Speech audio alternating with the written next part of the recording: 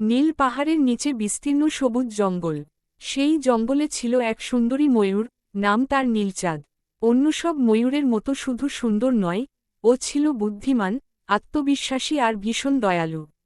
প্রতিদিন সকাল হলে নীলচাঁদ জঙ্গলের মাঝখানে নদীর ধারে নাচত। সূর্যের আলো যখন তার পালকে পড়ত, মনে হতো যেন আকাশের ৭ রং নেমে এসেছে তার ডানায়। কিন্তু জঙ্গলের সবাই তাকে ভালোবাসলেও একটা প্রাণী ছিল যার চোখে নীলচাঁদ ছিল কাটা, সেটা হলো এক ধূর্ত শেয়াল।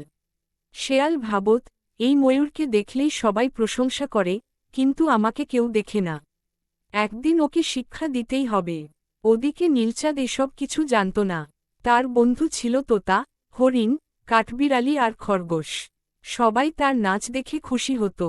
একদিন বনের রাজা সিংহ ঘোষণা করল, কাল জঙ্গলে হবে নৃত্য প্রতিযোগিতা।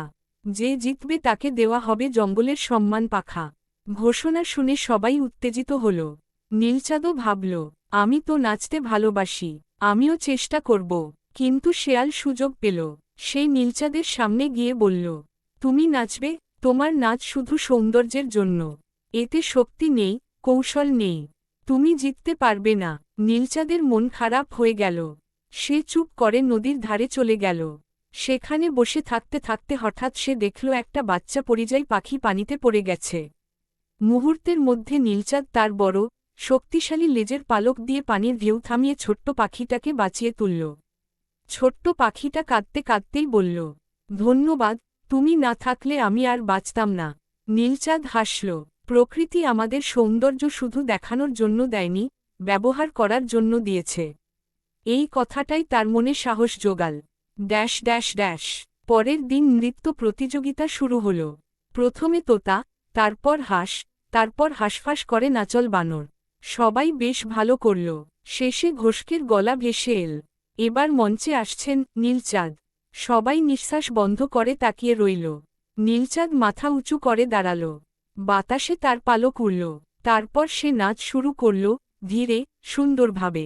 তার নাচ যেন নদীর ঢেউ, বনের বাতাস, আকাশের রং আর বৃষ্টির সুবাস নিয়ে তৈরি।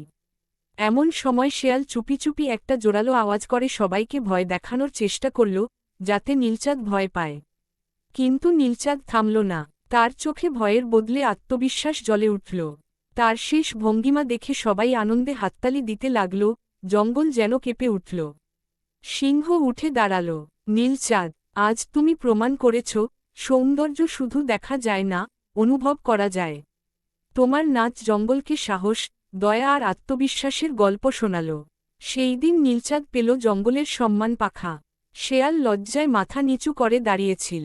নীলচাঁদ তার দিকে তাকিয়ে বলল, হিংসা মানুষকে ছোট করে, আর প্রতিভা মানুষকে বড় করে। শেয়াল প্রথমবার নীরবে স্বীকার করল, নীলচাঁদ শুধু সুন্দর নয়, সত্যি সত্যি অসাধারণ। সেদিন থেকে নীলচাঁদ শুধু জঙ্গলের সেরা নৃত্যশিল্পী নয়, ছিল সবার সাহস আর সদয়তার প্রতীক।